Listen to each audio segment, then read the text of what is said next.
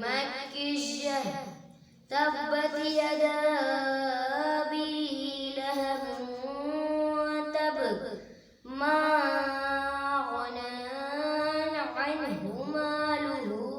وما كسب سيصلى نارا ذات لهب وامرأته حمالة الحطب في جيدها حبل من مسد صدق الله